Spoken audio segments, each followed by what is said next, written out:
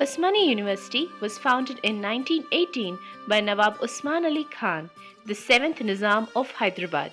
It is the 7th oldest university in the country, the 3rd oldest in South India, and the oldest in the state of Telangana. The birth of the university almost coincided with the birth of a new order arising from the ashes of the First World War. Its origin was basically patriotic. It was a revolt against the supremacy of the foreign language in India. Urdu was the medium of instruction. The establishment of Osmania University symbolized a renaissance in the Indian educational system.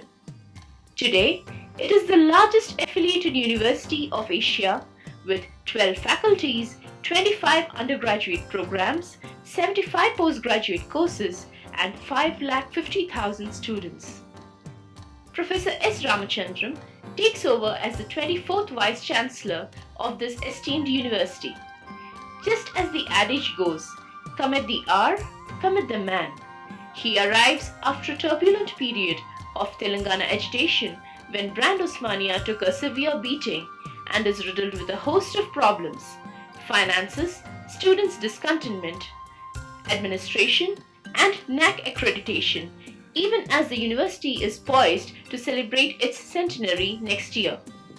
An academician of distinguished pedigree, Professor Ramachandram rose from the ranks of a lecturer to professor and was involved in major automation initiatives of the Telangana government. The professor is a dignified, confident, genial, former principal of the University College of Engineering with a perfect smile. Professor Ramachandram's fierce determination, clarity of thought, and self-belief are textbook leadership qualities with the potential for taking on the toughest tasks and steering the university to greater heights of excellence. In a freewheeling hour-long interview to Osmania Courier, Professor Ramachandram bears his mind on his vision, goals, and the action plans on how he intends to solve the thorny issues facing the university.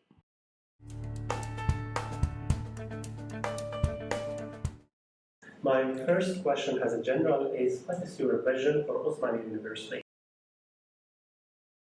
Yeah, my vision is to make this university state of the university, to enable the students to acquire skills and competency levels, to tackle the challenges faced by the society in this region, this nation. What are the goals and objectives that you have set for yourself to accomplish during your tenure as the Vice Chancellor? Yeah, first goal is to bring back the academic discipline. So what I mean to say is the teaching learning process should take place, and to establish state of art research facilities, and also to establish good governance. Good governance, I mean to say, with transparency and accountability at all levels, and also to modernize the university, to make this university digital, and to introduce skill-based courses to the students, and also to encourage the students to become entrepreneurs by establishing incubation center, and to attract and retain world-class talent. What do you think, sir, how much it is possible in the next time, in the near time, or it will take much time to do this all the activities? Yeah, so I'm very confident that if you work with a plan, and if you have a good team of faculty members, then we should be achieving all these goals. Now it is a work team, it's a group team that Yeah. are going goes these objectives and goals. My second question is, my third question is, how do you plan to sustain the university's UPE status or university with potential for excellence statistics? Right, this university has been awarded the most coveted status, that is called UPE status. And we have projected some thrust areas. Our faculty members and research scholars are working to fulfill the objectives stated in UPE proposal. And we are in the process of reviewing all the projects under UPE status internally. For this, we are planning to have review sessions individually with each coordinator and the faculty members who are involved in implementing this project. We would like to see what are the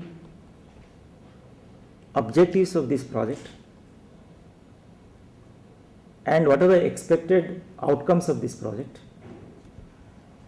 At present, where are we at? And what is the gap, and have a plan to achieve the outcomes. That we would like to review at regular intervals and then see that all the objectives of UPE are met.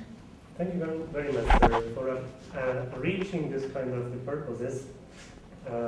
One of the important part is identifying the trust points or identifying the trust areas.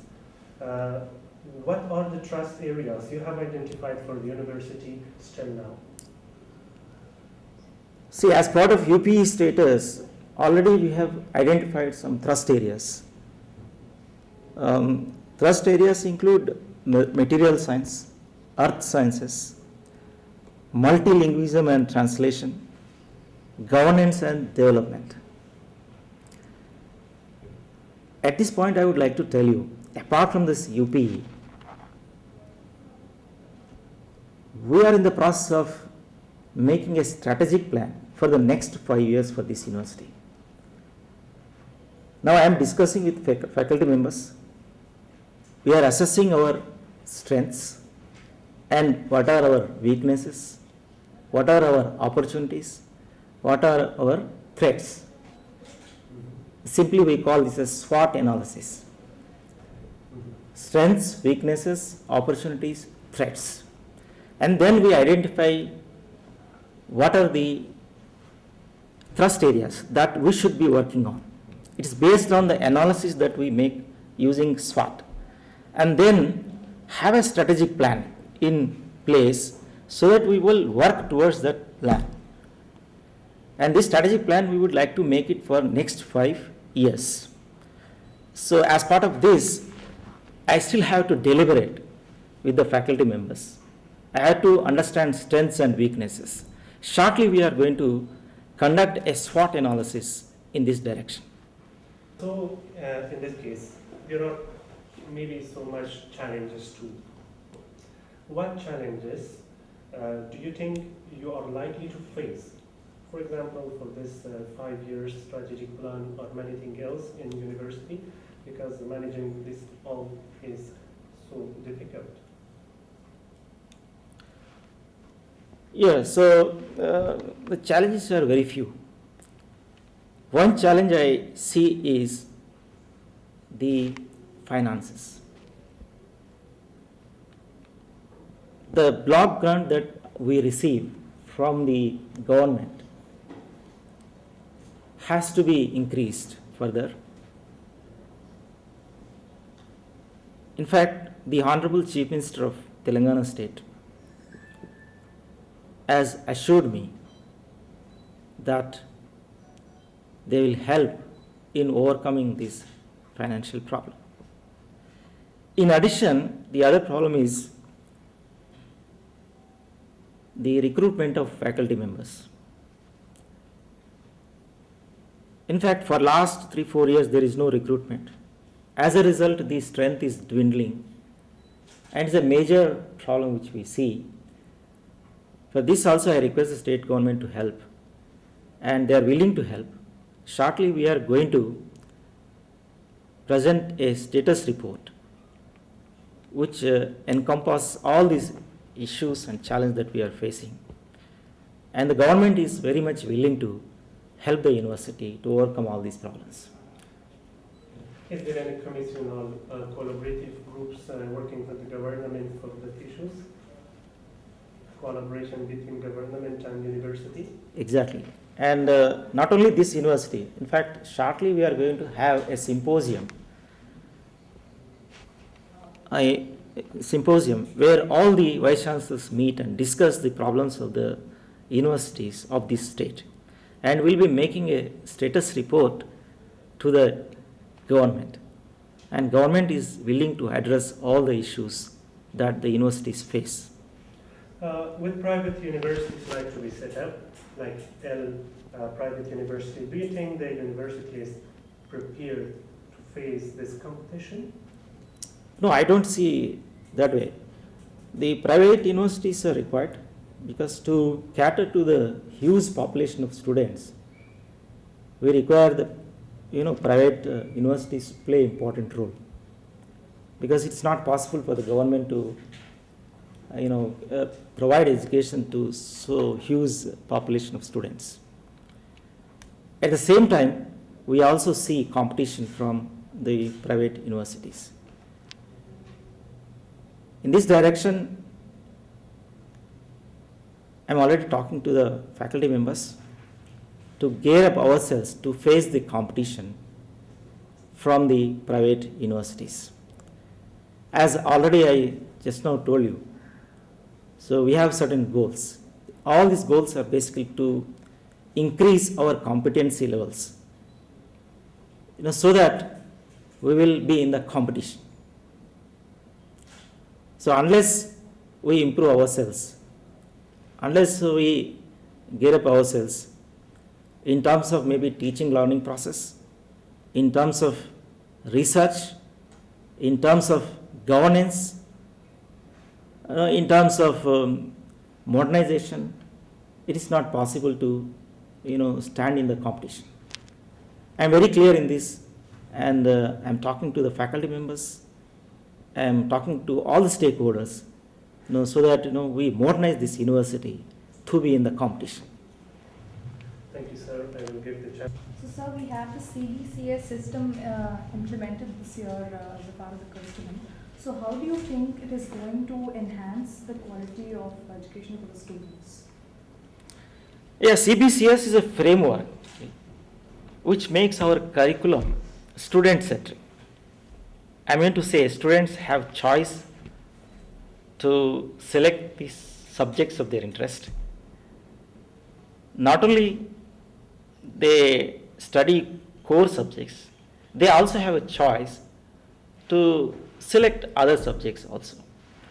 In addition to that, this is also a system which makes our curriculum globally compatible, which makes our students to migrate from one university to another university, maybe within the nation or across the nations. And there are so many good things. And we can also provide, interdisciplinary courses. We can provide skill-based courses, right? You can provide value-based courses. And this framework is made so good. And we all should embrace this CBCS. And Osmania University is also in forefront to embrace the choice-based credit system. We have already started this year introducing at all levels, even including UG level also. There are some difficulties in implementing CBCS. Over a period of time, I am sure we will overcome all those problems. We are glad that we are the first batch to have this opportunity to be in the CBCS system, sir. What measures are being undertaken to retain the NAC status in university students? Right. NAC is important. Accreditation is important to the university. In fact, last time also we got the highest grade. And as all of you know that there was no Vice Chancellor for last 2 years. We made an application, but we were not ready to go for accreditation because of the absence of a full-fledged Vice Chancellor. Immediately after I took up this Vice Chancellorship, I reviewed NAC position, and we spoke to NAC authorities. They have advised to resubmit the self-study report, that is called SSR, because already 1 year has elapsed after we submitted the SSR. A few things might have happened during this period, or you might have added publications, we might have added new courses. To take into account all those facts, they said you resubmit the SSR. And they also told us now they have brought some changes into the NAC process so that it is done in short time. And we have reviewed this NAC preparedness, and what we have decided is we will complete the whole process of accreditation before February. In this direction, we had a meeting recently, and then we are collecting the last year's information so that that could be incorporated into the SSR and then resubmit this SSR. Also, I am speaking to all the principals and heads of the departments to tell them importance of NAC and to make them prepare for the NAC. No, because we have to prepare a lot of documentation. The NAC requires the documentation. Not only you do the work, you also document all the process which you are using for education, for research, and all other activities. That should be documented properly. So we will create all the documents that are required, and we prepare ourselves in all respects so that we get again the highest grade. All the best on that, sir. And speaking of research and infrastructure, sir, how do you plan to step up the quality of research in the campus? See, based on our track record in the research, they have awarded UPE, University with Potential for Excellence. And the University with Potential for Excellence gives us, opportunity to improve further these research facilities. In fact, as I already told you, we have reviewed this process. We will take all the steps to first finish the project UPE, and we will see that all the objectives are met that we have laid down under UPE project. In addition, we want to bring some changes into the research in terms of, that is, infrastructure, in terms of encouraging the faculty members. In fact, already as part of UPE, we are giving seed money to the young faculty members to pursue their research. Though it is a small amount, maybe 50,000 or 1 lakh, but it will encourage the faculty members to start their research work, because all of them, they have finished PhDs and they want to continue further. To enable them to continue, we are giving a small amount which is called seed money, so that they will prepare for bidding for projects from various agencies including UGC, AICTE and DST and others. In addition to that, we should of course incentivize the good research. We'll also see how to incentivize the, good research. We should be giving some incentives to faculty members so they continue their work. We want to recognize their work. And also we want to encourage our research scholars to pursue quality research. Further to this research, we also encourage our faculty members and research scholars to go for patenting. That's the next step to the research. That means once you do a research, and if it is worth patenting, we will encourage them to do that. In this direction, we will also like to open a cell for patenting, so that they will create awareness among the faculty members and the research scholars the importance of the patenting. Further to this, right, if they have done a research and they have patented or not patented, but there is a scope for making the research into marketable product, right? So we want to encourage the faculty members and students to engage in incubation. In this direction, I would like to share with you, University College of Engineering has established an incubation center. Shortly it is going to be inaugurated, right? So that the students who have ideas, but they require logistic help. So we are willing to help these students and alumni or faculty members to engage in this incubation, so that we encourage our students to become entrepreneurs. It completes the circle. We want to encourage research, encourage patenting, encourage incubation. Okay. Yeah, next. So maintenance of most of the structures in the campus, like especially the Arts College, which is a heritage building, it's a major issue. So do you think they will be on your priority list? Right. And now that the centenary celebrations are there, we are taking this as an opportunity. And we made a proposal already to the central government.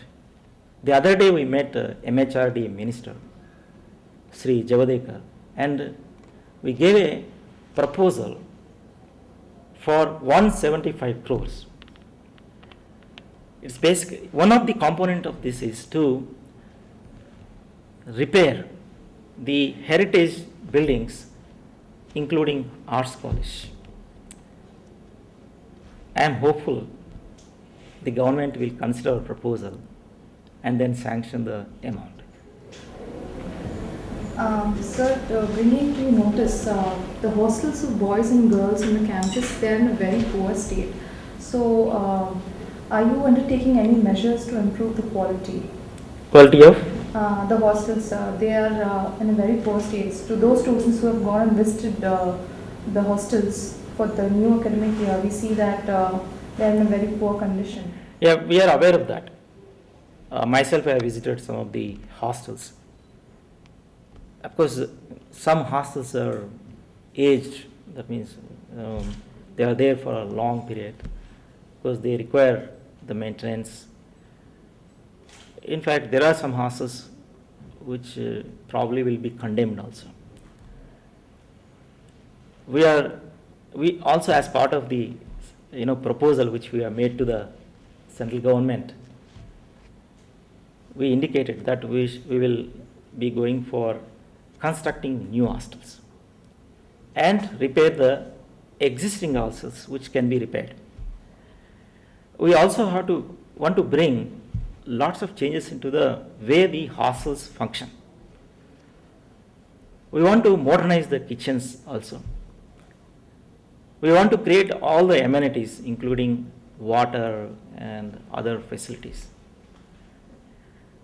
And we want to also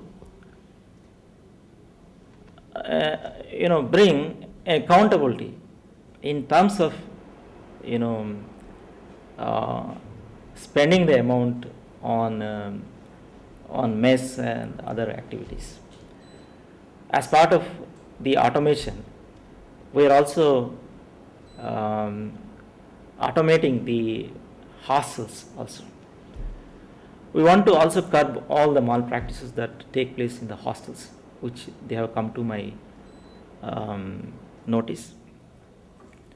We want to make the hostels more livable, right, and more modern. Speaking of, you mentioned that you're planning to build new hostels. Do you plan to make hostels facilities for foreign students as well? Especially only for foreign students, because they face a lot of trouble in finding a place for themselves. So, do you have any plans on those lines? True. In fact, there is already one hostel. Of course, it is not sufficient to accommodate all the foreign students. The number of foreign students also is increasing. So we will review that process, and then we'll definitely like to scale up the accommodation facilities for foreign students as well. As OU has been in a financial crisis, like finances like the block grant or the wages for teachers, so what kind of support do you expect from the government?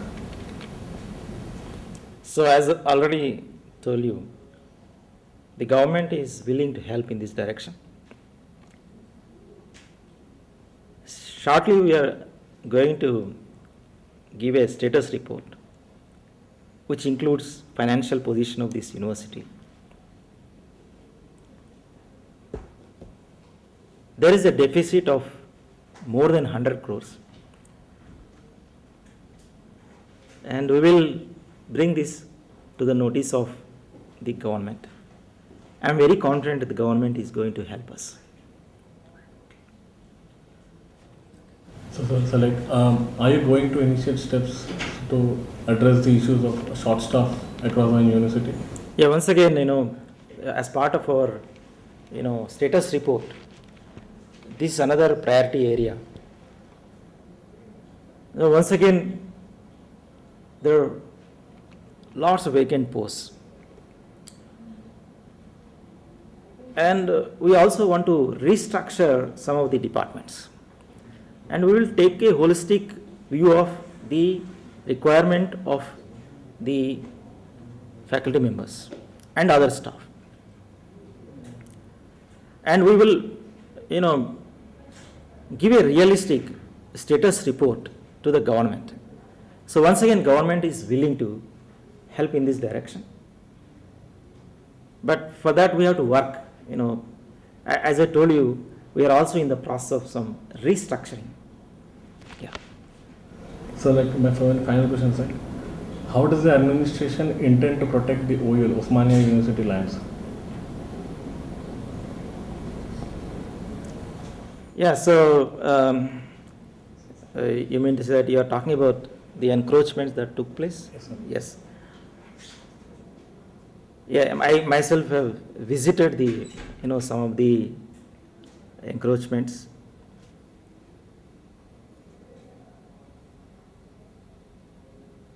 Shortly we are going to have a committee to look into this.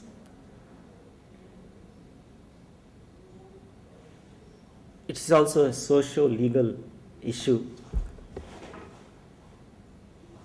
We will take the opinion of the committee and we will talk to the people who have encroached.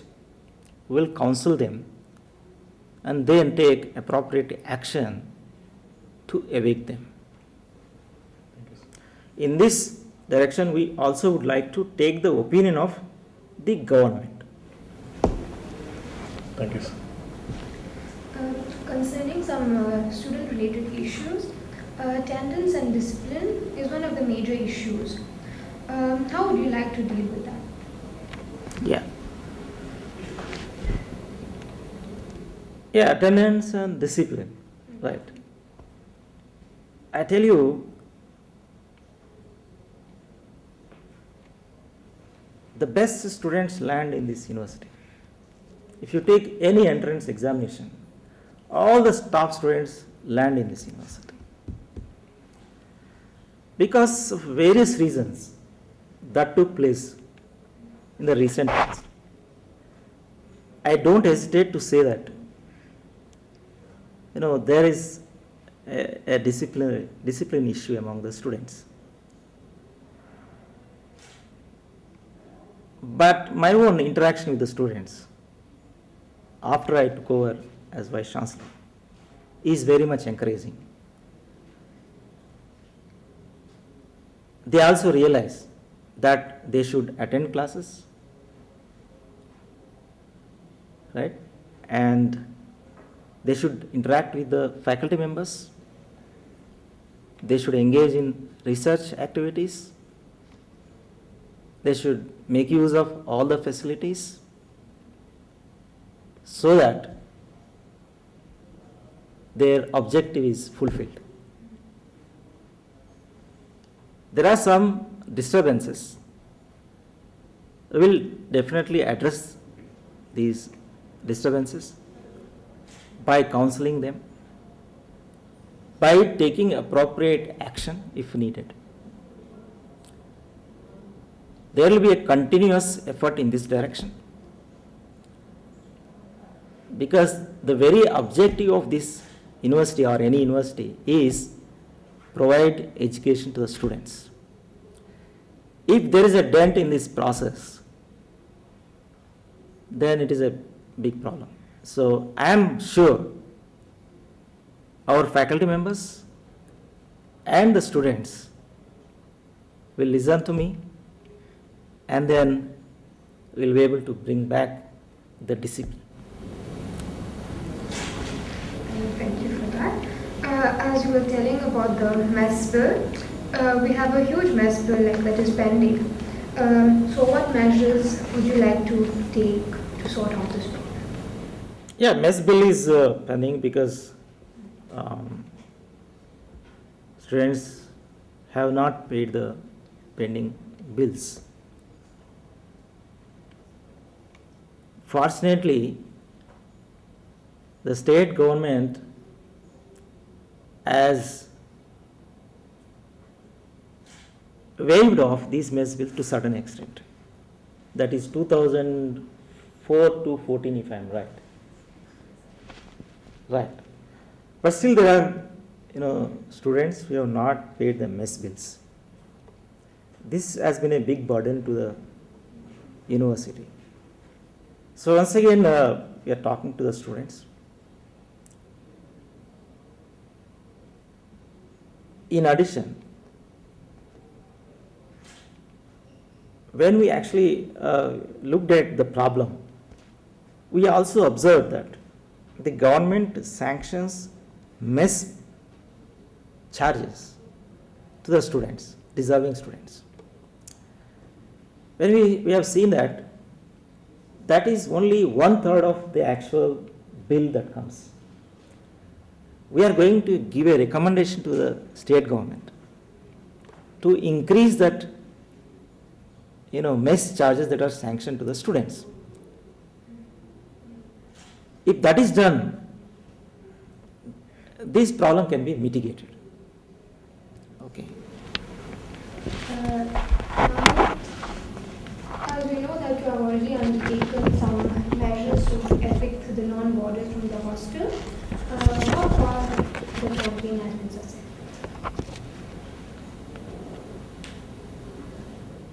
Yeah, this is a problem of students who are overstaying in the hostels.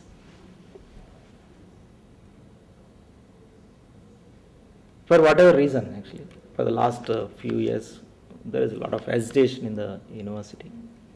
And it has been the epicenter of the Telangana movement. The students are overstaying in the hostels. In fact, already we have given the notices. Some students have heeded to our advice and they have vacated the hostels also.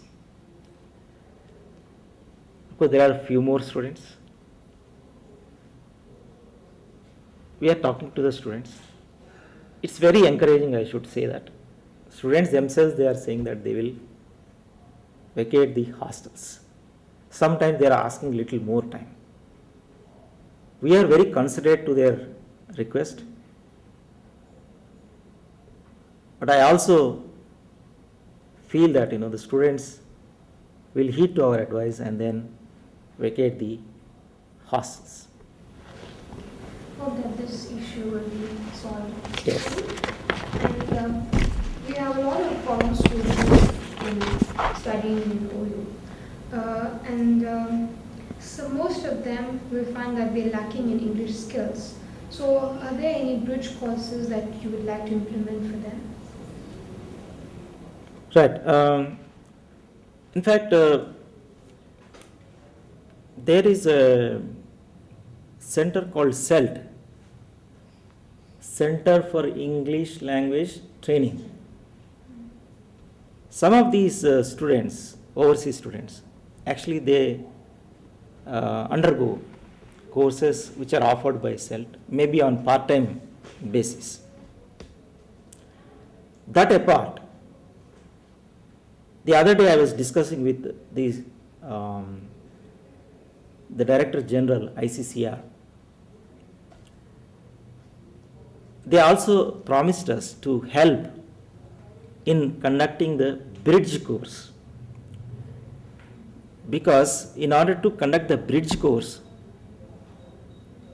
the admissions should take place well in advance, so that before the academic schedule starts, the bridge course should be finished. And in fact, they have promised me that they will complete the admission process by December, so that they can enroll themselves in the bridge courses till the academic calendar starts in the month of July and August. We also will explore other possibilities, because if this is not possible, then how do you bridge this gap? Okay, we are aware of this problem. It may not be just language problem. In fact, if you see the students coming to the engineering college, they lack skills in mathematics, physics, chemistry, which is foundation for engineering. In fact, I am myself a teacher for engineering students. There is a big deficit on this part among the students, and then our faculty members recommend that these students should go through some preliminary course so that they will be ready for taking up that engineering course. We will review the situation, and then accordingly we will plan bridge courses or the courses in parallel with the main course, and so on, so that this problem can be mitigated. Now, what is your take on the court stay of PhD admissions? As you know that the admissions have already been delayed, can the students expect a regular yearly intake this year?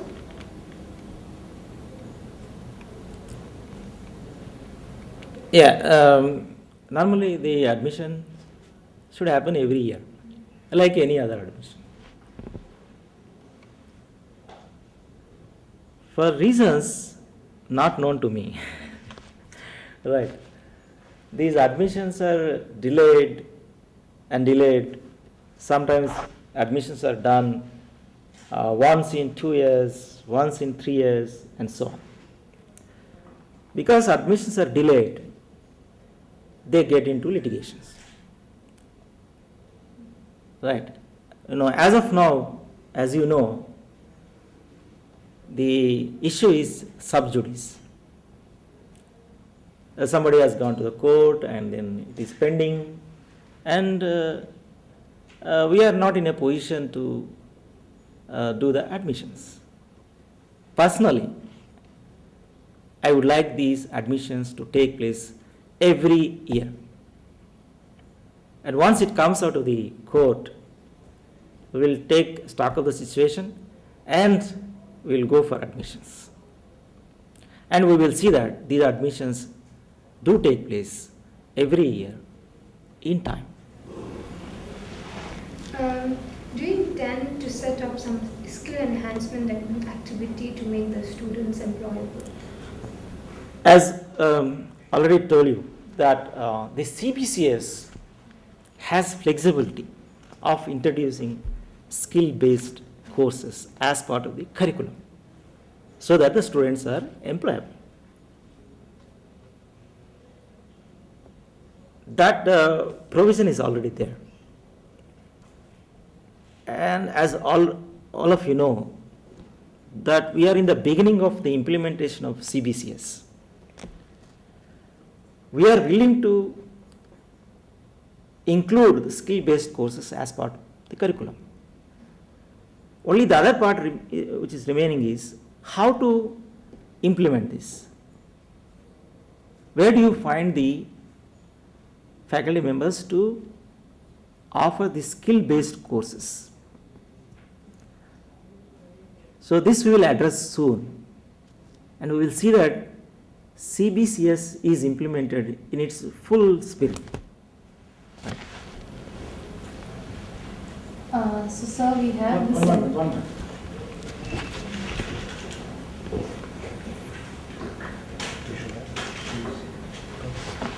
Yeah. We have centenary celebrations coming up next year. So what are the concrete plans that you have set up for the celebrations that are to come? You might have observed that a special officer is appointed for this purpose. Also, just now I told, we gave a proposal to the central government for the financial aid. Normally, the central government gives to the extent of 100 crores to help the universities to celebrate this centenary year. In the same line, we also have given the proposal. In addition, we are also requesting the state government to help in this direction. Obviously, this is a prestigious event that is going to take place. I feel myself very fortunate to be the Vice Chancellor during this year. Obviously, we are talking to all the stakeholders of the university, including the alumni. You know, we have a strong contingent of alumni throughout the globe. Now, there are so many alumni in USA and other advanced countries. And I don't know whether you know or not. In 2012, Wall Street Journal has performed a survey to know who are the entrepreneurs who came from India and became entrepreneurs. And they were expecting that IITs are the strong contenders for that actually. But surprisingly, they found Osmania University alumni are on the top who became entrepreneurs along with the Bombay University. I think that is also, that news item is still there in my email. And the same thing is reported by Hindu. They picked up the news and then reported in Hindu. So what I mean to say is there are a big contingent of our alumni who are on the top.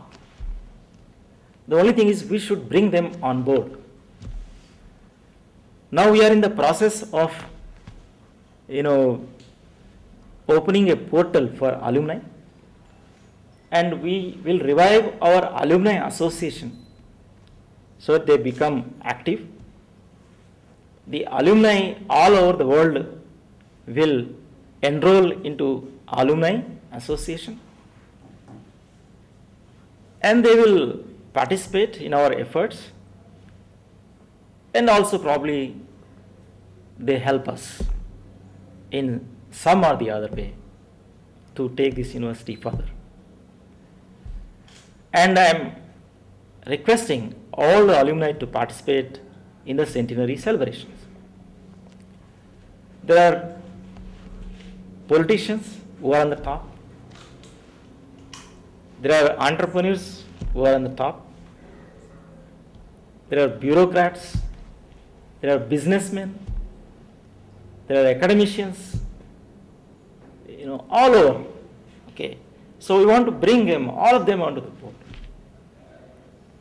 In this direction, already I spoke to some of the alumni who are accessible to me. And shortly we will make a ad hoc committee,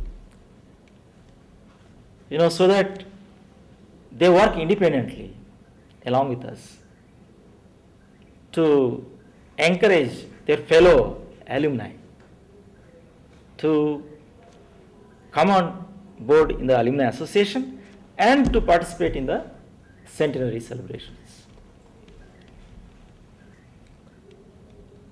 Apart from that, we have so many plans for the centenary celebrations. We want to strengthen our infrastructure, and to that extent we have already made a proposal to both the governments. In addition to that, as already you people have questioned, we should bring the academic discipline, and you should strengthen the teaching learning process so that our celebrations will be meaningful.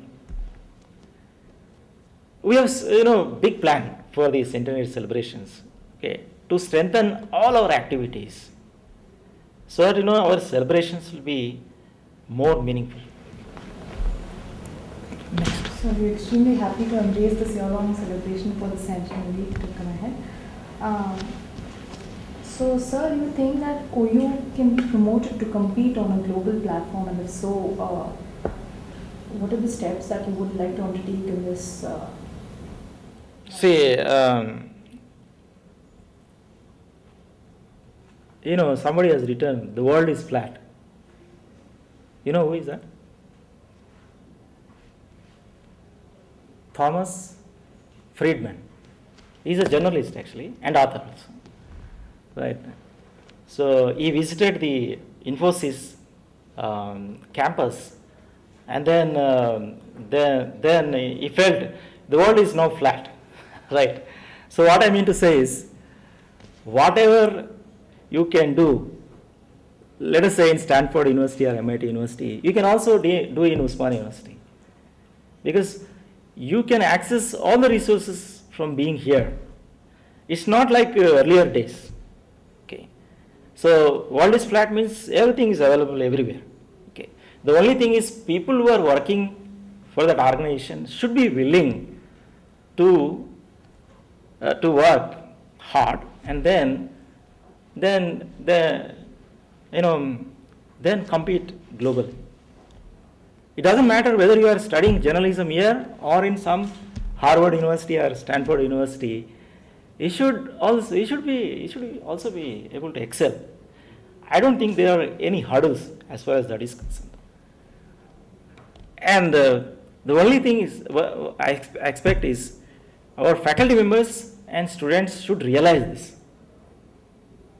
and then work towards the goal. Then obviously we will be able to compete with anybody globally. That's my firm belief actually. I should tell you, our students are also doing the same state of artwork here also. You give a little bit of encouragement to them. Right? We can access all the resources that are available on MIT website. You can know what is happening on MIT being here. What prevents us to do the same work here actually?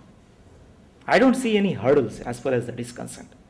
The technology is also helping. Right? You have so much of information on the internet which we can access. Okay.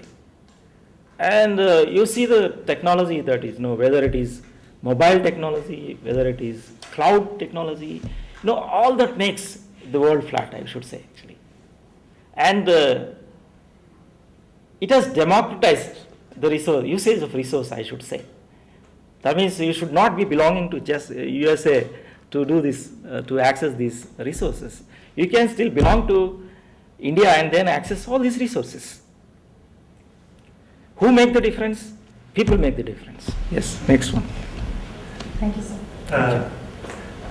Sir, we will go some personal questions. Are you more an academic person? I am an academician actually. Quite for some time, I have never seen the administration. I was just, I was just a teacher, and I was with the students, and I was helping the students. I was doing my research. Right, my domain was just that actually. Only, after I became maybe vice principal, because my principal then, Professor Venugopal Reddy, he invited me to become vice principal. Very unwillingly, I took up that position, I should tell you. But having taken that responsibility, then I started looking at the administration part also. And I thought I should also be contributing towards the administration. Of course, next I became principal, and of course now I am the vice chancellor. And because I have spent so much of time in this university, I am also a student of this university.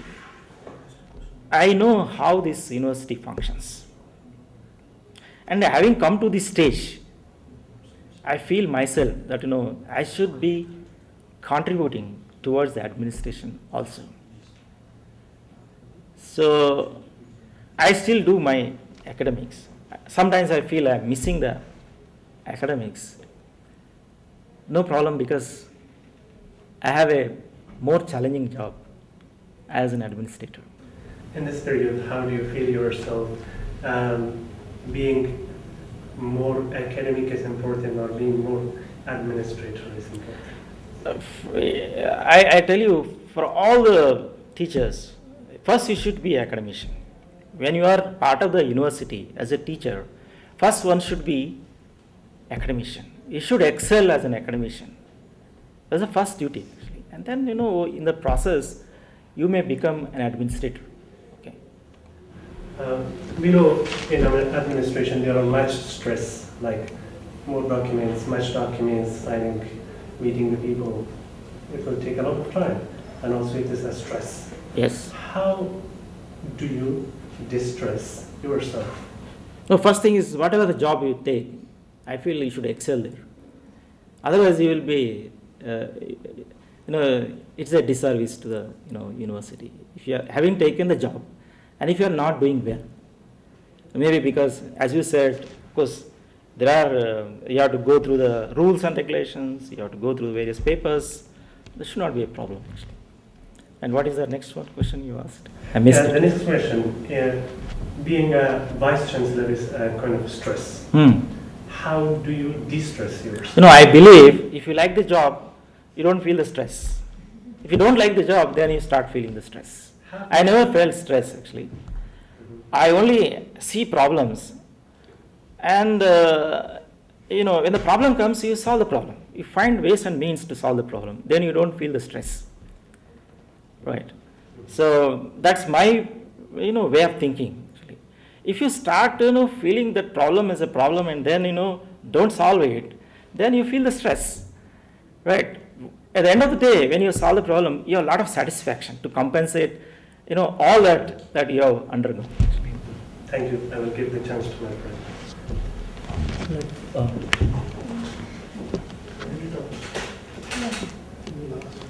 Sir, how do you balance your personal and professional life? Yeah, I feel these are two separate things. The moment I go home, I am just a family man, actually. And I spend my quality time with the family. And I don't ignore that aspect because of my professional life. In fact, my wife is also a bank professional. She understands very well the problems that I face, and a lot of cooperation from my better half. So, and we spend quality time when we are together. And finally, sir, any message for students? Yes, so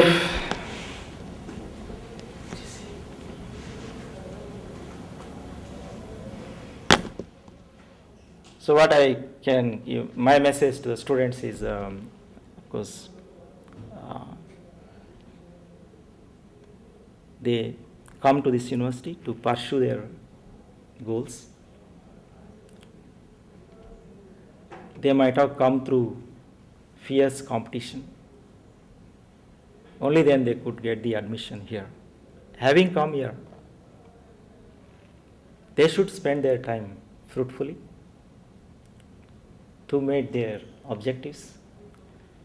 Only advice I can give you is, there is no shortcut to success. You have to work hard. You should learn to work in a team, and you should also work smart. Also, when you are here, I advise the students to learn. Learn to learn. Because once you go out of this university, nobody will be there to teach you. You are on your own. You should acquire that ability so that when you are out of this university, you should be learning on your own. Because learning is a continuous process. It never ends. Only then you are in the competition. You will be successful in your chosen career. Thank you.